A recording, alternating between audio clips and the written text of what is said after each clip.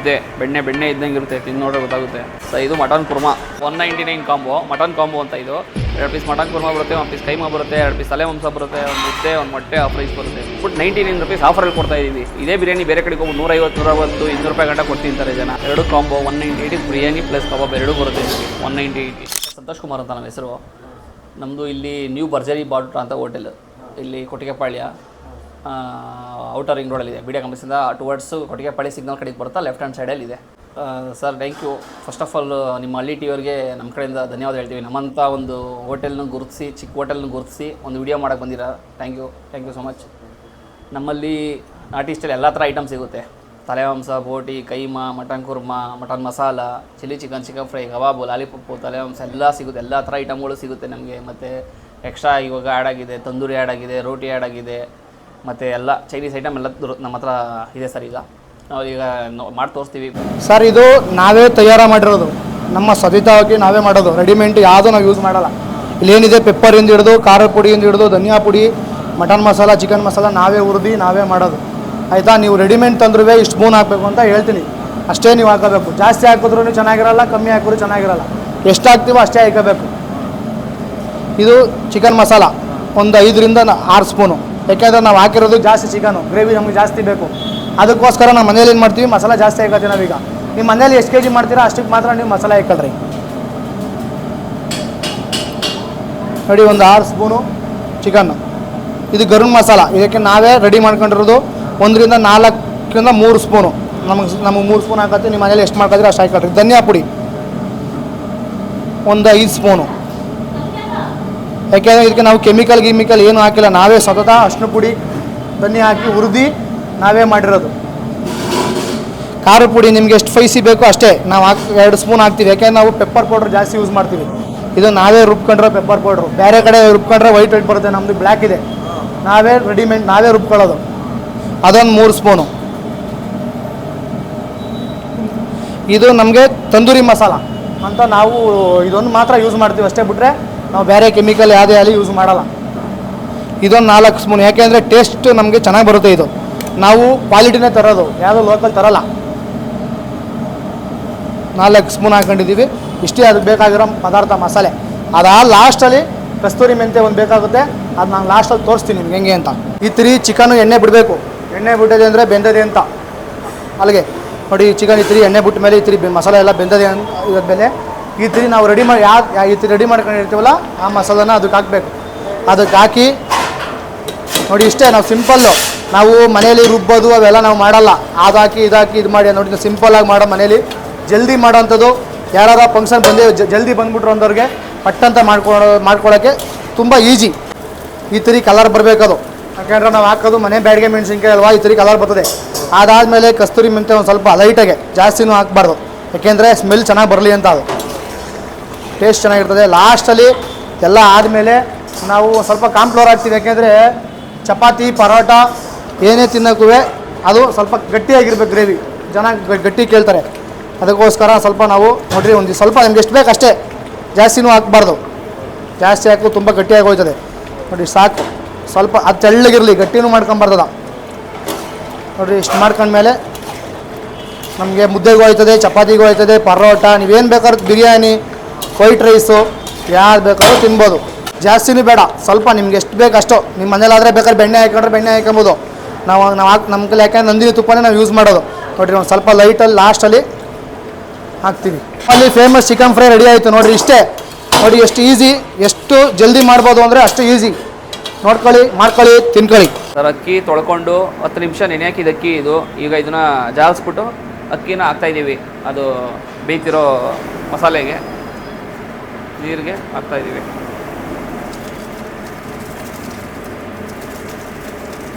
ಕೆಲವರಿಗೆ ಬಿರಿಯಾನಿ ರೈಸ್ ಇಷ್ಟ ಆಗುತ್ತೆ, ಕೆಲವರಿಗೆ ಪೀಸ್ ಇಷ್ಟ ಆಗುತ್ತೆ. ಕೆಲವರಿಗೆ ಬಿರಿಯಾನಿ ರೈಸ್ ಮಾತ್ರ ತಿನ್ನಬೇಕು ಅಂತ ಅಂತಾರೆ. ಅಂಥವ್ರಿಗೆ ಪೀಸ್ನ ತೆಗೆದುಬಿಡಿ. ಅದನ್ನು ಬೇಕಾದ್ರೆ ಸಪ್ರೇಟ್ ಏನು ಬೇಕಾದ್ರೂ ಯೂಸ್ ಮಾಡ್ಕೋಬೋದು ನೀವು ಆ ಪೀಸಿಂದ. ಯಾಕಂದರೆ ಮಸಾಲೆ ಚೆನ್ನಾಗಿ ಹಿಡಿದಿರುತ್ತೆ ಅದು. ಅದನ್ನು ನೀವು ಫ್ರೈಯಾರ ಮಾಡಿ, ಪೆಪ್ಪರ್ ಡ್ರೈಯಾರ ಮಾಡಿ, ಏನೋ ಮಾಡಿ ಸೂಪರಾಗಿ ಬರುತ್ತೆ. ಇದಕ್ಕೆ ನಾವೀಗ ಪೀಸ್ ಸಪ್ರೇಟ್ ತೆಗಿತೀವಿ. ತೆಗೆದಾದ್ಮೇಲೆ ನಾವು ನಮ್ಮಲ್ಲಿ ಅಕ್ಕಿ ಏನಿದೆ, GTS ಬುಲೆಟು ಮತ್ತು ಜೀರಾ ಸಾಂಬಾರ್ ರೈಸು ಎರಡೂ ಮಿಕ್ಸ್ ಇರುತ್ತೆ. GTS ಬುಲೆಟು ಬಿರಿಯಾನಿಗೆ ಅದೇನೇ ಹಾಕ್ಬೇಕಾದ್ರೆ ನಾವು ನೀವೇನು ಎಂಥ 5 ಸ್ಟಾರ್ ಹೋಟ್ಲಿಗೆ ಹೋದ್ರೂ ಇದೇ ರೈಸೇ ಹಾಕೋತೀವಿ. ಅದಕ್ಕೆ ಹಾಕೋದೇ GTS ಬುಲೆಟು ಜೀರಾ ಸಾಂಬಾರ್ ರೈಸೇ ಹಾಕೋದು. ನಾವು ಅದನ್ನು ನಿಮಗೆ ಜಸ್ಟ್ ಆಫರಲ್ಲಿ ಕೊಡ್ತಾ ಇದ್ದೀವಿ. ಎಲ್ಲ ಕಡೆ ಹೋಗಿ ನೀವೆಲ್ಲೋ ಕ್ಯೂ ನಿಂತ್ಕೊಂಡು ತಗೊಳ್ಳೋ ಅವಶ್ಯಕತೆ ಇಲ್ಲ. ಎಲ್ಲೆಲ್ಲೋ ತೊಗೊಳ್ತೀರಿ, ಎಂತೆಂಥವ್ರನ್ನ ಬೆಳೆಸ್ತೀರ. ನಾವು ಮಾಡೋ ಒಂದು ಐಟಮ್ನ ನೋಡಿ ಟೇಸ್ಟ್ ಮಾಡಿ. ದಮ್ ಬಿರಿಯಾನಿ, ಪ್ಯೂರ್ ದಮ್ ಬಿರಿಯಾನಿ ಇದು. ಚಿಕನ್ ಫ್ರೈ ಇವಾಗ ಪೀಸು ಬೆಂದಿದೆ, ಬಿರಿಯಾನಿ ಪೀಸ್ ಬೆಂದಿದೆ, ಅದನ್ನು ಎತ್ತಿ ಸಪ್ರೇಟ್ ಮಾಡ್ತಾ ಇದ್ದೀವಿ ನಾವು. ಅದು ನೋಡ್ತಿದ್ದೀರಾ ಯಾವ ಥರ ಸ್ಮೆಲ್ ಬರ್ತಾ ಇರಬೇಕು ನಿಮ್ಗೆ ಗೊತ್ತಾಗ್ತಿದೆ. ಆಲ್ರೆಡಿ ಒಳ್ಳೆ ನಿಮಗೆ ಸ್ಮೆಲ್ ಬರ್ತಾ ಇದೆ.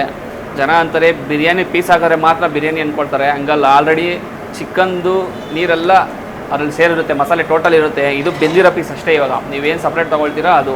ಇವಾಗ ರೈಸ್ ಹಾಕೊಬೇಕು ಅಂತಂದರೆ ಕಲಸೋಗುತ್ತೆ ಒಂದೊಂದು ಪೀಸು. ಇದರಲ್ಲಿ ಯಾವುದೇ ಕಾರಣಕ್ಕೂ ಇಲ್ಲ. ನೀವು ಪೀಸ್ ತಿನ್ಬೇಕಾದ್ರೆ ಕಣ್ಣು ಮುಚ್ಕೊಂಡು ಪೀಸ್ ಬಿರಿಯಾನಿಗೆ ಹಾಕೊಂಡು ತಿನ್ಬೋದು. ಇದಾದಮೇಲೆ ಲಾಸ್ಟಲ್ಲಿ ದಮ್ ಹಾಕ್ಬೇಕು. ಇದನ್ನು ದಮ್ ಹಾಕ್ಬೇಕು ನಾವು. ಅದಾದಮೇಲೆ ನೀವು ಒಬ್ಬೊಬ್ಬರಿಗೆ ಬರೀ ಬಿರಿಯಾನಿ ರೈಸ್ ಮಾತ್ರ ಇಷ್ಟಪಡ್ತಾರೆ, ಅಂಥವ್ರಿಗೆ ಮಾಡಿ ತೋರಿಸ್ತಾ ಇದ್ದೀವಿ, ನೋಡ್ಕೊಳ್ಳಿ. ಈಗ ನೋಡ್ತಾ ಇದ್ದೀರಾ ನೀರಂಶನೇ ಇಲ್ಲ ಆಲ್ರೆಡಿ ಇದರಲ್ಲಿ. ಇದನ್ನು ದಮ್ ಹಾಕ್ಬೇಕು ನಾವು. ನೀರಿದ್ದಂಗೆ ದಮ್ ಹಾಕೋದಲ್ಲ. ನೀರಿದ್ದಂಗೆ ದಮ್ ಹಾಕಿದ್ರೆ ಮುದ್ದೆ ಆಗುತ್ತೆ. ಅದು ನೀರು ಡ್ರೈ ಆಗಿರ್ಬೇಕು. ಆಲ್ರೆಡಿ ಬಿರಿಯಾನಿ ಮೇಲೆ ಡ್ರೈ ಆಗಿರ್ಬೇಕು ನೀರು. ಆವಾಗ ಹಂಚಿಟ್ಬಿಟ್ಟು ಒಂದು ಫ್ಲೇಮ್ ಮೇಲೆ ಕೊಟ್ಟು ಇದನ್ನು ದಮ್ ಹಾಕಿ ಇದ್ರ ಮೇಲೆ ತುಪ್ಪ ಹಾಕಬೇಕು. ಫುಲ್ಲು ನೋಡಿ ಈ ಥರ ದಮ್ ಹಾಕ್ಬಿಟ್ಟು ನಾವು ಅದ್ರ ಮೇಲೆ ನಾವು ಆಲ್ರೆಡಿ ಬಿರಿಯಾನಿಯಿಂದ ತೆಗ್ದಿರೋ ಪೀಸ್ನ ದಮ್ ಹಾಕಬೇಕು. ಅವಾಗ ಇನ್ನೂ ಚೆನ್ನಾಗೆ ಬೇಯುತ್ತೆ ಪೀಸ್. ಅದು ತಿನ್ನೋಕ್ಕೆ ಚೆನ್ನಾಗಿರುತ್ತೆ. ಅವಾಗ ಪೀಸ್ ಹಾಕು, ದಮ್ ಹಾಕು. ಸುರಿ ಹೇಗೆ ಸುರಿ.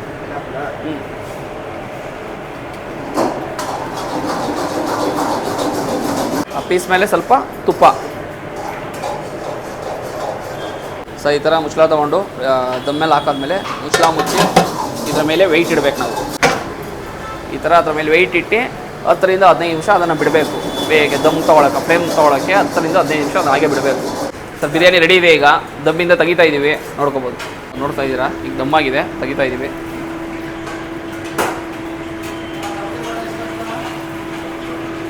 ವೀಕ್ಷಕರು ನೋಡಿದ್ದಾರೆ, ಮಾಡಿದ್ದೀವಿ 5 kg ಬಿರಿಯಾನಿ ಮಾಡಿದ್ದೀವಿ. ಆರಾಮಾಗಿ 25-30 ಜನ ಆರಾಮಾಗಿ ತಿನ್ಬೋದು. ಆರಾಮಾಗಿ ಮನೇಲಿ ಮಾಡ್ಕೊಳ್ಳಿ. ಒಂದ್ಸತಿ ಟೇಸ್ಟ್ ಅವ್ರು ನೋಡ್ಬಿಟ್ಟು ಆಮೇಲೆ ನಮ್ಮ ಹೋಟ್ಲಿಗೆ ಬನ್ನಿ. ಆದರೆ ನಮ್ಮಲ್ಲೂ ಸ್ವಲ್ಪ ಟೇಸ್ಟ್ ಡಿಫ್ರೆನ್ಸ್ ಇರುತ್ತೆ, ಯಾಕಂದ್ರೆ ನಾವು ಮಾಡಿರೋ ಮಸಾಲೆ ಇರುತ್ತೆ.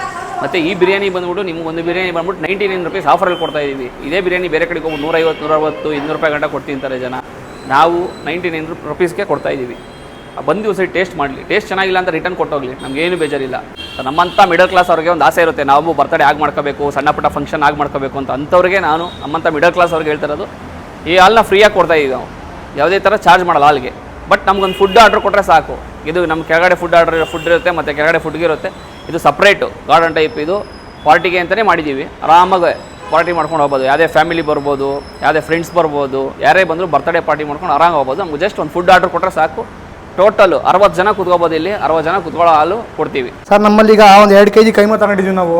ಕೈಮಾ ಮಾಡೋದು ಹೆಂಗೆ ಅಂತ ನಿಮ್ಗೆ ಹೇಳ್ಕೊಡ್ತೀನಿ. ಮನೆಯಲ್ಲೇ ಮಾಡ್ಕೊಬೋದು ನೀವು. ಯಾಕೆಂದರೆ ಹೋಟ್ಲುಗಳಲ್ಲಿ ಏನೇನು ಬೇಕು ಕೆಮಿಕಲ್ ಹಾಕ್ತಾರೆ, ನಾವು ಹಾಕಲ್ಲ. ನಾವೇನು ಹಾಕ್ತೀವಿ ಅಂದರೆ ಮನೇಲಿ ನೀವೇನು ಮಾಡ್ತೀರೋ ಅದನ್ನೇ ಹಾಕೋದು. ಆ ತಿರಿ ಮಾಡಿ ತೋರಿಸ್ತೀವಿ. ಇದು ಒಂದ್ಸಲ ಟ್ರೈ ಮಾಡಿ ನಿಮ್ಮ ಮನೇಲಿ, ಚೆನ್ನಾಗಿರುತ್ತೆ ಅಂದರೆ ಮುಂದಕ್ಕೆ ಟ್ರೈ ಮಾಡ್ತೀವಿ.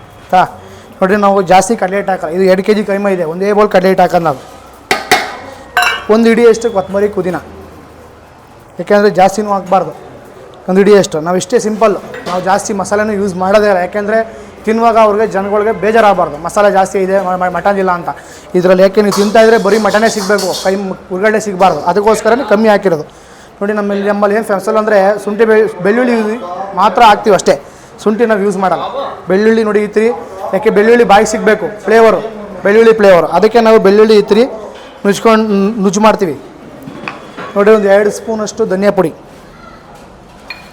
ಇದು ಅರಿಶಿನ ಪುಡಿ, ಪೆಪ್ಪರು, ಉಪ್ಪು. ಸ್ವಲ್ಪ ನಾವು ಜಾಸ್ತಿ ಉಪ್ಪು ಹಾಕಲ್ಲ, ಯಾಕೆಂದರೆ ಮಸಾಲೆಗೆ ಉಪ್ಪು ಹಾಕತ್ತೆ, ಸಾಂಬಾರ್ದು ಉಪ್ಪು ಹಾಕತ್ತೇವೆ ಅನ್ನೋದು ನಾವು ಕಮ್ಮಿನೇ ಉಪ್ಪು ಹಾಕೋದು. ನೋಡಿರಿ, ಒಂದಿಷ್ಟು. ಸ್ವಲ್ಪ ಖಾರದ ಪುಡಿ, ಸ್ವಲ್ಪ ಖಾರದ ಪುಡಿ, ಜಾಸ್ತಿ ಬೇಡ. ಅದಕ್ಕೆ ಒಂದು ಸ್ವಲ್ಪ ಈರುಳ್ಳಿ, ಒಂದಿಷ್ಟು, ಒಂದು 1/4 kg ಅಷ್ಟು ಈರುಳ್ಳಿ ಅಷ್ಟೇ. ನೋಡಿರಿ, ಒಂದು ಬಿಗ್ಗೆ ಅಷ್ಟು ಬೇಬಿ ಗೋಡಂಬಿ. ನಮ್ಮ ಸ್ಪೆಷಲ್ಲು ನಾವು ಬೇಬಿ ಗೋಡಂಬಿ ಹಾಕಿ ಮಾಡೋದು. ನಾವು ಬೇರೆ ಅವೆಲ್ಲ ಏನು ಹಾಕಿ ಮಾಡಲ್ಲ, ಬೇಬಿ ಗೋಡಂಬಿನೇ ಹಾಕಿ ನಾವು ಮಾಡೋದು. ಸ್ವಲ್ಪ ಉಲ್ಲಿಗಿನ ಸ್ವಲ್ಪ ಜಾಸ್ತಿನೇ ಹಾಕಿ, ಚೆನ್ನಾಗಿರುತ್ತೆ. ಒಂದು 3 ಮೊಟ್ಟೆ,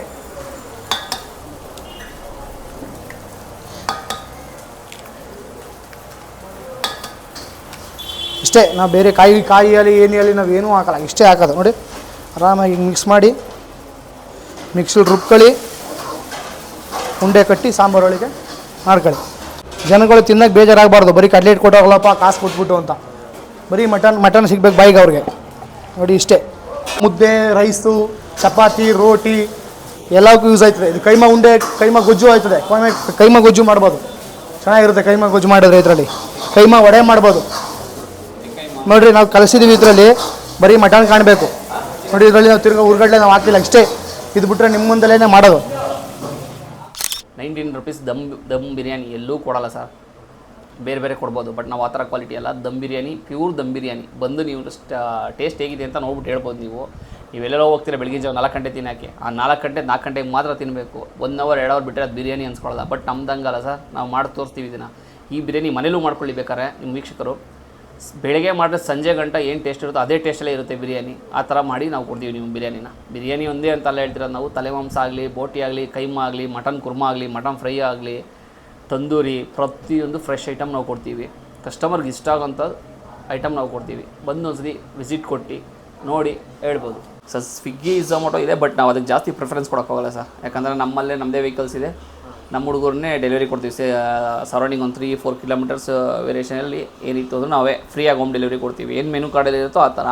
ಬಟ್ ಸ್ವಿಗ್ಗಿ ಝೊಮ್ಯಾಟೊಲ್ಲಿ 40% ಹೈಕ್ ಮಾಡಿ ನಾವು ಒಂದು ಬಿರಿಯಾನಿಗೆ 170-180 ಹಂಗೆ ಚಾರ್ಜ್ ಮಾಡೋಕ್ಕಾಗಲ್ಲ. ನಾವೇನು 99 rupees ಬಿರಿಯಾನಿ ಕೊಡ್ತಾಯಿದ್ದೀವಿ. ಅದೇ ಬಿರಿಯಾನಿ ಕಸ್ಟಮರ್ಗೆ ಹೋಮ್ ಡೆಲಿವರಿ ಕೊಡ್ತೀವಿ. ಮತ್ತು ವೆಜ್ ಮೀಲ್ಸೂ ಇದೆ ನಮ್ಮ ಹತ್ರ. ಡೈಲಿ ಒಂದೊಂದು ವೆಜ್ ಇದೆ. ವೆಜ್ ಸಾಂಬಾರು ಬರುತ್ತೆ, ಡೈಲಿ ಒಂದೊಂದು ಥರ ಸಾಂಬಾರು, ಸೊಪ್ಪು, ಮಸೊಪ್ಪು.